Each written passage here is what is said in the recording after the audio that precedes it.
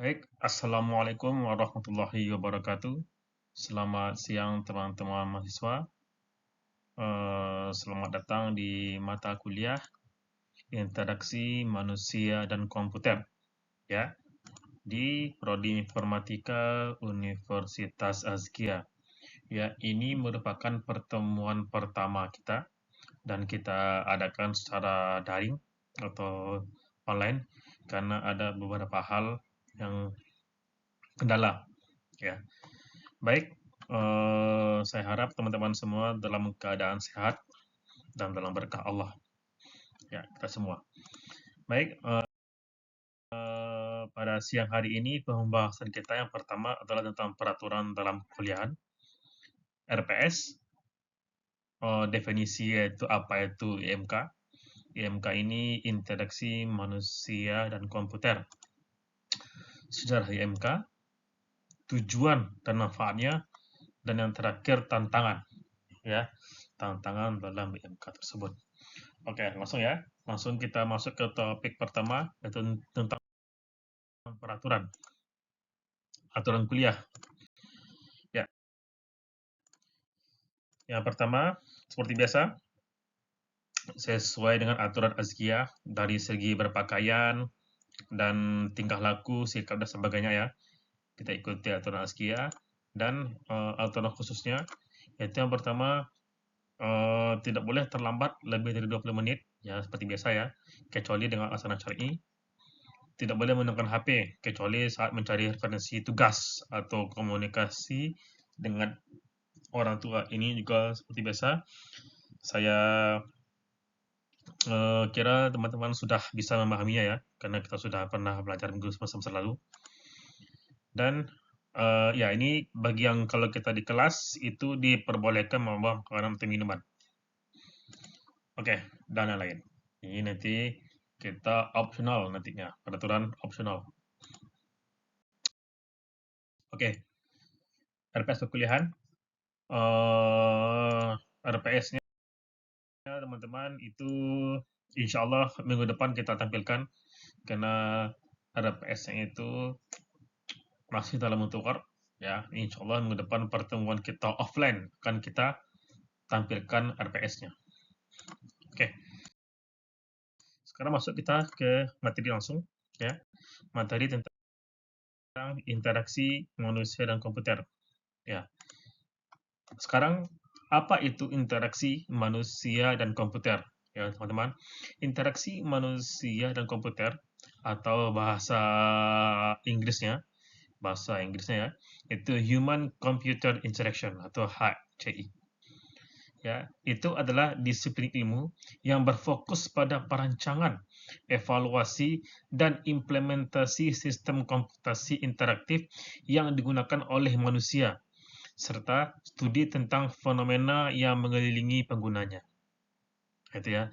Dan IMK ini menggabungkan elemen dari ilmu komputer, psikologi, desain, dan ergonomi untuk memahami bagaimana manusia berinteraksi dengan teknologi dan bagaimana teknologi dapat dirancang agar lebih mudah digunakan oleh manusia dan lebih intuitif. Gitu ya. Jadi bagaimana manusia bisa menggunakan komputer dengan baik, bagaimana interaksinya, itu intinya. Ya. Nah, sekarang jadi MK ini adalah studi tentang interaksi antara manusia atau pengguna dengan komputer yang bertujuan untuk memahami cara terbaik dalam merancang sistem komputasi yang dapat memenuhi kebutuhan pengguna. Jadi bagaimana supaya interaksi, maksudnya gini, jadi bagaimana supaya pengguna itu bisa menggunakan komputer atau teknologi dengan baik dan bisa meminimalisir masalah gitu. Jadi dan praktik desain antarmuka dan pengalaman pengguna itu user interface, user experience itu berfokus pada peningkatan efektivitas, efisiensi, keselamatan, serta kepuasan pengguna saat berinteraksi dengan sistem komputasi.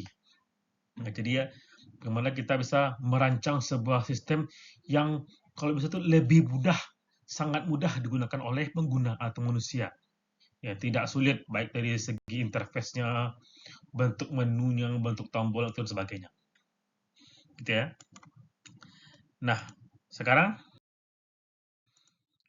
masuk ke apa itu elemen utama dalam IMK atau interaksi manusia dan komputer. Yang pertama tentu manusia, penggunanya, yang dimana pengguna yang berinteraksi dengan sistem komputer. Dan dalam konteks IMK, manusia memiliki keterbatasan fisik dan kognitif yang perlu dipahami agar antarmuka dapat dirancang secara optimal.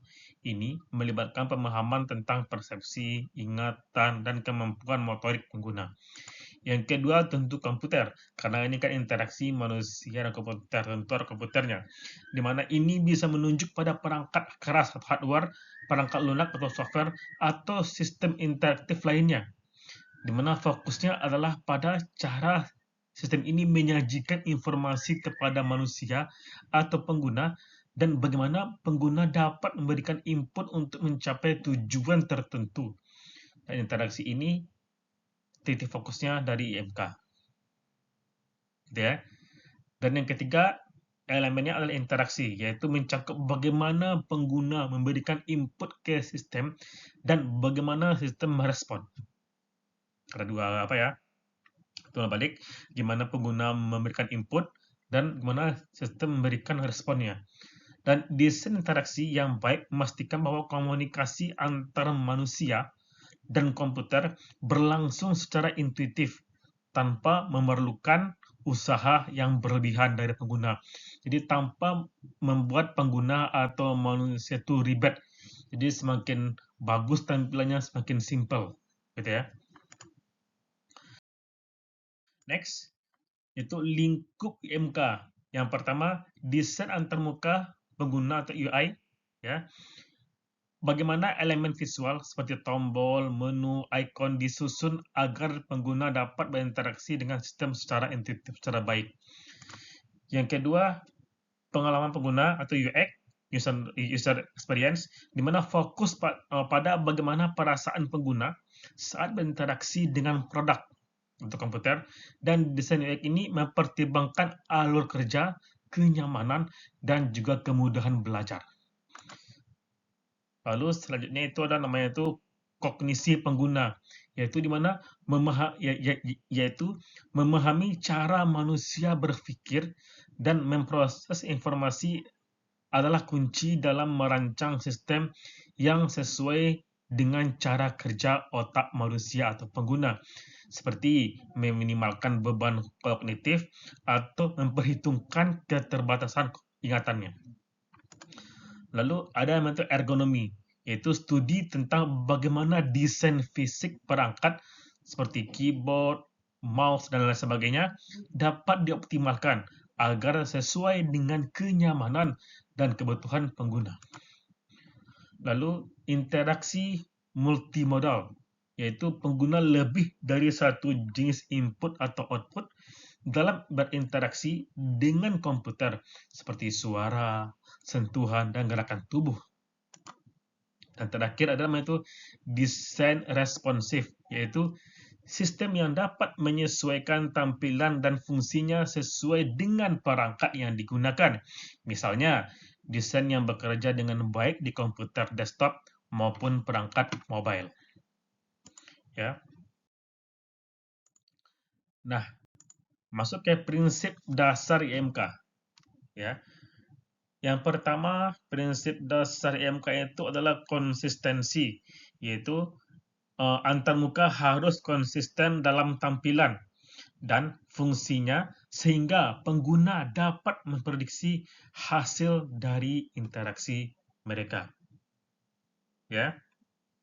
Lalu yang kedua, prinsipnya adalah keterjangkauan atau affordance, di mana objek dalam antarmuka harus memberikan petunjuk yang jelas tentang bagaimana mereka digunakan. Misalnya tombol terlihat bisa ditekan,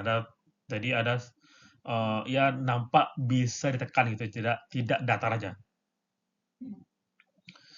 Yang kedua, umpan balik atau feedback, di mana sistem harus memberikan umpan balik yang jelas kepada pengguna setelah mereka melakukan tindakan, misalnya perubahan visual atau suara setelah menekan tombol. Seperti misalnya kan kalau sudah ditekan itu dia warna biru atau warna merah ya. Jadi yang udah ditekan sama yang belum ditekan misalnya beda warnanya. Lalu selanjutnya ada toleransi kesalahan, di mana sistem harus dirancang untuk meminimalkan kesalahan pengguna dan mudah diperbaiki jika ada kesalahan. Lalu fleksibilitas, di mana pengguna harus diberi pilihan dalam cara berinteraksi dengan sistem. Contohnya menggunakan keyboard, mouse atau perintah suara, ya. Dan ini adalah beberapa contoh aplikasi MK ada pada smartphone. Itu ada penggunaan layar sentuh, desain aplikasi yang intuitif, dan respon cepat adalah hasil dari penelitian dalam IMK. Virtual Assistant ya, ini bisa kita lihat ya. Ada VR juga. Ini contoh dari aplikasi IMK. Kalau Siri, Google Assistant itu tuh dalam pengenalan suara. Ya. Baik, next. Itu kita masuk ke sejarah interaksi manusia dan komputer. Sejarahnya, ya, sejarah interaksi manusia dan komputer dimulai pada tahun 1940-an ya. Saat itu komputer pertama kali digunakan untuk keperluan ilmiah dan militer dengan interaksi terbatas melalui punch card dan sistem berbasis teks. Dan pada tahun 60-an, Ivan Sutherland memperkenalkan Sketchpad, yaitu salah satu sistem interaktif grafis pertama, dan Douglas Engelbart mengemukakan mouse komputer pada tahun mouse komputer. Dan pada tahun 70-an, Xerox PARC mengembangkan antarmuka grafis atau GUI yang kemudian diadopsi oleh komputer Apple Lisa pada tahun 83 dan Macintosh pada tahun 84. Pada tahun 80 sampai 90-an, GUI menjadi lebih umum melalui sistem seperti Microsoft Windows, dan perkembangan internet pada tahun 80-an memperluas interaksi online. Pada tahun 2000-an muncul teknologi seperti smartphone atau iPhone pada tahun 2007 dan asisten virtual.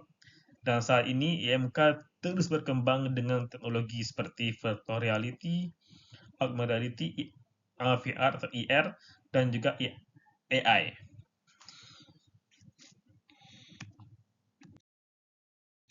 Ya, lalu IMK itu berkembang seiring dengan peningkatan pengguna komputer dan teknologi dalam kehidupan sehari-hari. Pada awalnya, interaksi manusia dengan komputer sangat terbatas dan profesional yang memahami sistem yang kompleks.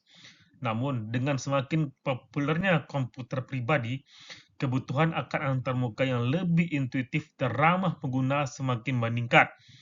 Dan penelitian dalam IMK mulai berkembang pada tahun 80-an dengan fokus pada membuat komputer lebih mudah digunakan oleh khalayak luas atau masyarakat luas. Sejak itu, IMK telah berkembang menjadi disiplin yang melibatkan banyak aspek ilmu pengetahuan. Ya, itulah sejarah tadi IMK. Oke, teman-teman. Sekarang ya, lanjut ya. Sekarang kita lanjut, yaitu tentang tujuan dan manfaatnya IMK tersebut. Ya, ini ada beberapa tujuan dan ada beberapa manfaat. Pertama, kita ke tujuan dulu. Tujuan IMK yang pertama adalah meningkatkan kemudahan pengguna, yaitu usability.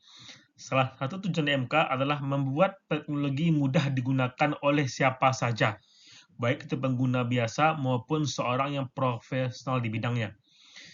Sistem harus intuitif sehingga pengguna dapat menyelesaikan tugas tanpa kesulitan. Artinya, ini mencakup aspek-aspek seperti yang pertama, kemudahan belajar, di mana pengguna harus dapat memahami cara kerja sistem dengan cepat. Yang kedua, efisiensi, di mana pengguna dapat menyelesaikan tugas dengan cepat setelah memahami cara kerja sistem. Yang ketiga, meminimalkan kesalahan, di mana sistem dirancang untuk mencegah pengguna membuat kesalahan atau untuk memudahkan perbaikan ketika kesalahan terjadi. Dan yang terakhir, kepuasan pengguna, di mana pengalaman pengguna yang baik akan memberikan kepuasan dan meningkatkan kesenangan dalam penggunaan teknologi tersebut. Ya, ini tujuan pertama IMK. Tujuan kedua IMK adalah yaitu meningkatkan efektivitas pengguna, di mana IMK bertujuan untuk meningkatkan efektivitas teknologi dalam membantu pengguna mencapai tujuannya. Ya, ini artinya sistem dirancang agar lebih responsif dan sesuai dengan kebutuhan pengguna, sehingga tugas dapat diselesaikan dengan lebih baik dan lebih efisien. Yang ketiga, tujuannya adalah mengoptimalkan pengalaman pengguna atau user experience atau UX, di mana selain berfokus pada efisiensi dan efektivitas, IMK juga bertujuan untuk memberikan pengalaman yang menyenangkan dan memuaskan oleh pengguna atau bagi penggunanya, bagi manusia, di mana pengalaman pengguna atau UX mencakup aspek emosional dan estetika dalam menggunakan produk teknologi. Dan tujuannya adalah membuat pengguna teknologi tidak hanya efektif, tetapi juga menyenangkan dan juga membuat nyaman.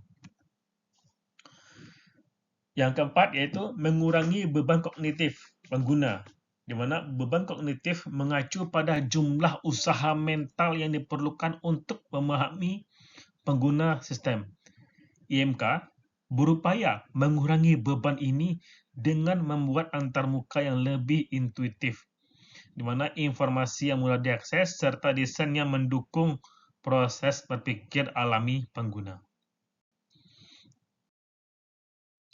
Lalu yang kelima adalah tujuannya adalah memperhatikan keterbatasan fisik dan kognitif pengguna, di mana IMK mempertimbangkan bahwa manusia memiliki keterbatasan fisik seperti penglihatan, pendengaran, motorik ya, serta kognitif seperti ingatan dan perhatian.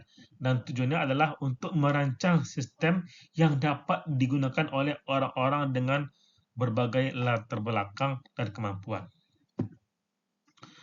Lalu yang keenam tujuannya adalah mendukung desain yang universal, di mana IMK mendorong desain yang dapat diakses oleh semua orang, semua masyarakat, ya semua kalangan, termasuk individu yang dengan disabilitas.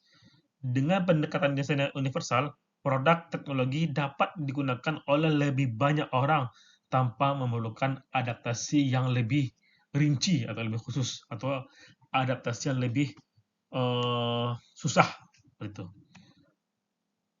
Yang ketujuh, tujuannya adalah meningkatkan keamanan dan interaksi, di mana sistem yang dirancang dengan baik harus meminimalkan resiko kesalahan yang dapat merugikan pengguna, di mana pengguna serta seperti kehilangan data atau kerusakan fisik. Selain itu, sistem harus memberikan perlindungan dari ancaman keamanan seperti peretasan atau pencurian data. Yang ke-8, tujuannya adalah mendukung kolaborasi manusia komputer, di mana IMK juga bertujuan untuk merancang sistem yang mendukung interaksi antara banyak pengguna dalam konteks kolaboratif, seperti perangkat lunak yang memungkinkan tim bekerja bersama secara efektif. Ya. Sekarang kita masuk ke manfaat IMK. Tadi tujuan, sekarang manfaat IMK. Ya, manfaat yang pertama adalah peningkatan produktivitas. Ya, peningkatan produktivitas di mana dengan sistem yang lebih mudah digunakan dan lebih efisien, maka pengguna dapat menyelesaikan pekerjaan mereka lebih cepat dan bisa meminimalisir kesalahan. Ini sangat penting dalam konteks bisnis ya. Bisnis ini time is money.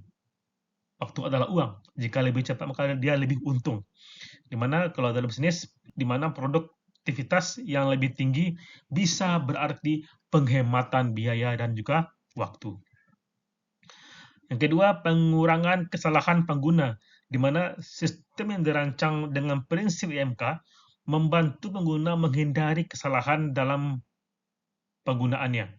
Baik itu kesalahan kecil maupun kesalahan besar yang dapat menyebabkan kerugian finansial atau risiko lainnya. Dan sistem juga harus memberikan cara mudah untuk memperbaiki kesalahan jika terjadi. Yang ketiga, pengalaman pengguna yang lebih baik. Ya, dan teman-teman, di mana produk yang dirancang dengan baik memberikan pengalaman yang lebih baik bagi pengguna. Ini meningkatkan kepuasan pengguna yang pada gilirannya dapat meningkatkan loyalitas pelanggan dan memperkuat citra merek dalam konteks bisnis. Yang keempat, aksesibilitas yang lebih baik, di mana IMK mendukung inklusivitas dengan merancang produk yang dapat digunakan oleh orang-orang dengan berbagai kemampuan. Ini artinya teknologi bisa lebih mudah diakses oleh pengguna dengan disabilitas fisik maupun kognitif.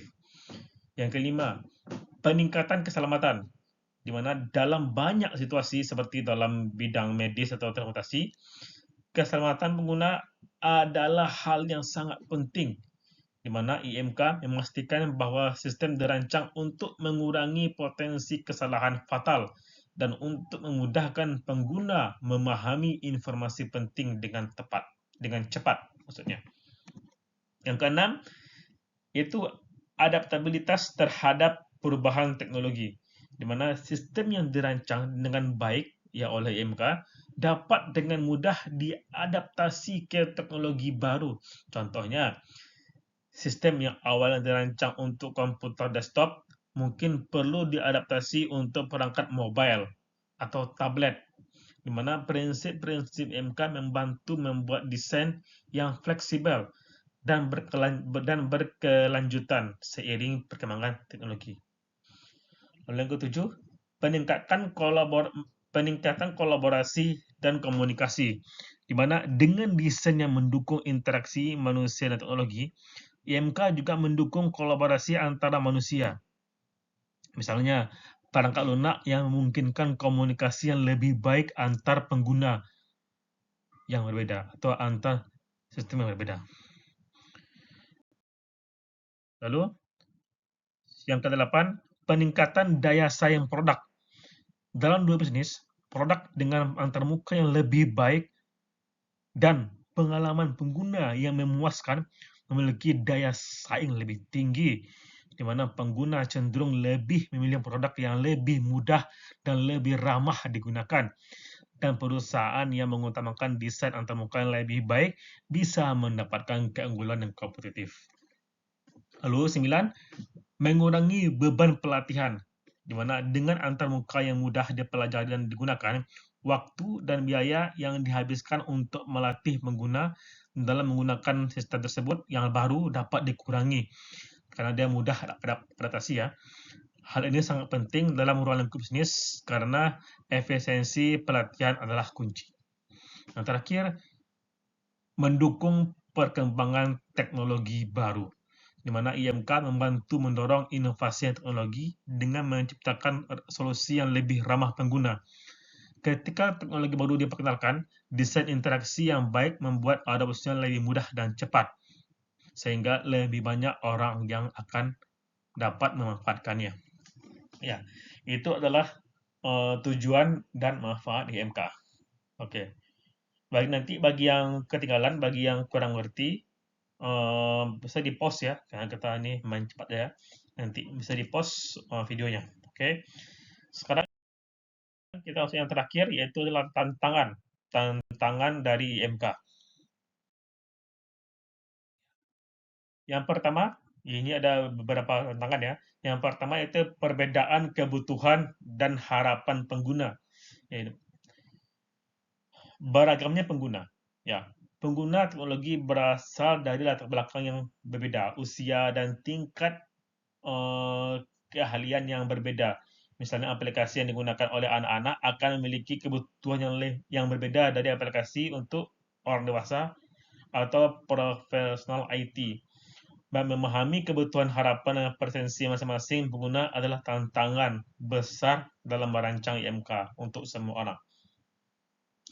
Dan juga ada personalisasi, di mana menciptakan antarmuka yang dapat menyesuaikan diri dengan preferensi individu tanpa membuatnya terlihat rumit. Ya, ini merupakan tantangan juga. Yang kedua, tantangannya adalah keterbatasan kognitif dan fisik pengguna, di mana beban kognitif, di mana keterbatasan dalam kapasitas kognitif pengguna seperti ingatan dan perhatian menjadi tantangan dalam merancang antarmuka yang baik.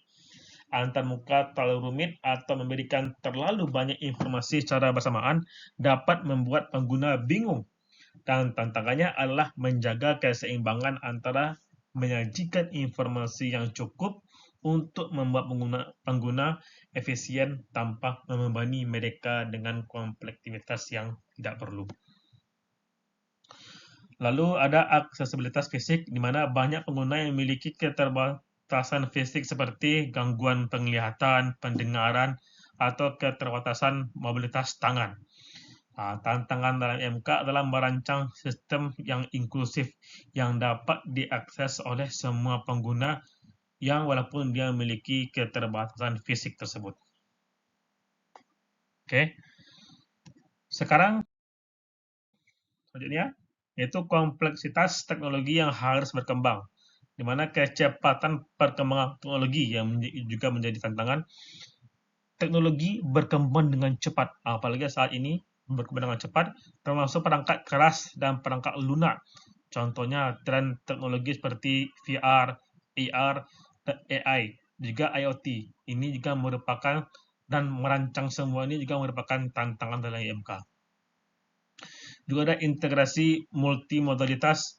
Itu banyak sistem IMK modern melibatkan beberapa jenis interaksi seperti sentuhan, suara, gerakan, interaksi berbasis teks.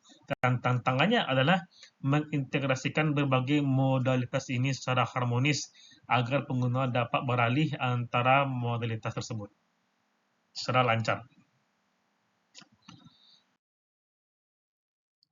Lalu selanjutnya, konflik antara fungsionalitas dan kebutuhan pengguna, di mana keseimbangan antara kekuatan fitur dan sederhana.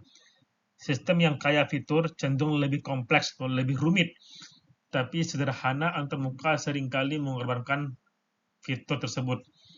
Dan tantangannya adalah menemukan keseimbangan yang tepat antara menyediakan fitur yang luas tanpa membuat rumit antarmukanya. Ya, itu adalah trade-off design, yaitu dimana terkadang ada konflik antara estetika dan kegunaan. Antarmuka yang sangat menarik secara visual mungkin tidak selalu yang paling efektif dalam hal kegunaan.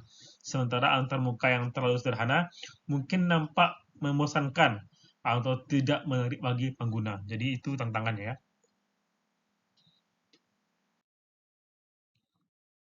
Lalu ada desain untuk aksesibilitas, di mana aksesibilitas universal, yaitu membuat antarmuka yang dapat diakses oleh semua orang, termasuk mereka yang memiliki disabilitas fisik atau kognitif. Ini adalah tantangan besar bagi orang-orang yang berkembang di IMK. Juga ada kompleksitas aksesibilitas di berbagai platform, di mana pengguna sekarang berinteraksi dengan teknologi melalui berbagai perangkat, seperti desktop, laptop, mobile, dan perangkat wearable, di mana membuat antarmuka yang konsisten, mudah digunakan, dan dapat diakses itu semua menjadi tantangan besar bagi IMK. Lalu perubahan kebiasaan pengguna dan ekspektasi. Pengalaman pengguna yang berubah, di mana pengguna memiliki ekspektasi yang terus meningkat berkembang terhadap teknologi. Seiring waktu, kebiasaan dan preferensi pengguna terhadap interaksi dengan teknologi juga berubah. desainer harus selalu up to date dengan tren dan perubahan ini untuk memastikan bahwa antarmuka tetap relevan dan memenuhi harapan pengguna. Dan juga adaptasi terhadap teknologi terbaru, di mana teknologi seperti asisten virtual seperti Siri atau Google Assistant dan interaksi berbasis suara merubah cara pengguna berinteraksi dengan perangkat mereka. Tantangan baru muncul dalam mendesain antarmuka yang mudah diakses oleh pengguna, tetapi tetap canggih dalam hal fungsionalitas. Lalu, ada masalah keamanan dan privasi, ya, di mana keamanan dalam dua dunia digital semakin kompleks, yaitu menjaga keamanan pengguna menjadi prioritas utama. Tantangan dalam IMK adalah menciptakan antarmuka yang memungkinkan pengguna memahami dan mengontrol pengaturan keamanan tanpa merasa terbebani atau bingung oleh kompleksitas teknis. Dan privasi, di mana pengguna semakin peduli terhadap privasi data mereka, dan desainer harus mempertimbangkan bagaimana menyampaikan informasi tentang pengumpulan data pengguna dan pelindungan privasi tanpa mengganggu pengalaman pengguna.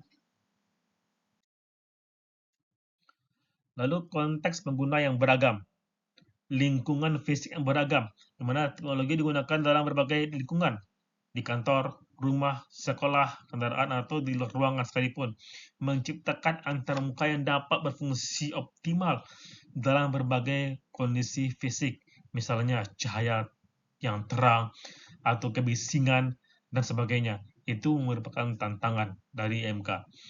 Dan juga perangkat yang beragam, di mana pengguna sekarang menggunakan berbagai perangkat untuk mengakses teknologi, mulai dari desktop hingga smartphone dan perangkat wearable,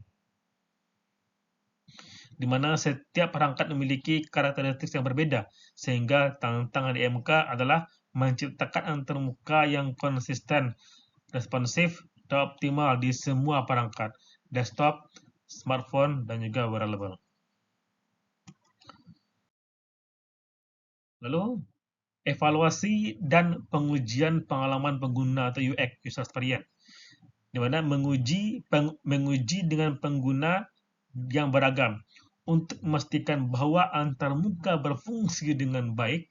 Dibutuhkan pengujian dengan berbagai kelompok pengguna, di mana mengumpulkan umpan balik yang representatif dan memastikan bahwa desain antarmuka memenuhi kebutuhan banyak jenis pengguna adalah tantangan yang dibutuhkan. Dan kesulitan dalam mengukur UX. UX adalah aspek yang bersifat subjektif dan sulit diukur secara kuantitatif, di mana menemukan metode yang tepat untuk mengevaluasi pengalaman pengguna dan menggunakan data tersebut untuk meningkatkan desain adalah tantangan dalam IMK. Dan juga interaksi manusia komputer yang lebih canggih. AI, ya ada sekarang AI ya. Dengan munculnya AI akan semakin cerdas, tantangan baru muncul untuk memastikan bahwa sistem ini dapat diandalkan dan dapat mudah dipahami oleh manusia. AI seringkali berfungsi secara kompleks dan tidak transparan, sehingga membuat sulit pengguna untuk memahami cara kerjanya atau mempercayai hasil yang diberikan. Juga ada VR atau virtual reality, ada juga IR, mana teknologi imersif seperti VR dan IR membawa tantangan baru dalam menciptakan interaksi yang alami dan nyaman. Misalnya, menciptakan kontrol yang intuitif dalam lingkungan 3 dimensi bisa sangat sulit. Dan ada juga tantangan ergonomi yang harus diatasi, seperti pencegahan kelelahan atau ketidaknyamanan pengguna selama menggunakan pengguna yang berkepanjangan. Yang terakhir itu tantangan MK, ya. Tantangan dalam interaksi manusia dan komputer atau IMK sangat beragam untuk mencakup aspek teknis, kognitif, fisik, dan juga sosial. Dan para desainer yang merancang sistem komputer dan peneliti dalam bidang ini harus terus beradaptasi dengan perubahan teknologi dan kebutuhan pengguna, serta menemukan cara untuk menciptakan antarmuka yang efektif, inklusif, aman, dan mudah digunakan dalam berbagai konteks. Ya, itulah tentang di MK. Ya, teman-teman, mungkin sampai di sini dulu pertemuan kita ya materinya sama pada hari ini. Bagi teman-teman yang kurang paham, harap bisa nanti itu bertanya di WA group ya. Silakan diskusi di WA group. Silakan ya. Silakan bertanya, kita diskusi. Oke. Baik teman-teman, sampai di sini dulu. Saya harap teman-teman semuanya memahami. Wassalamualaikum warahmatullahi wabarakatuh.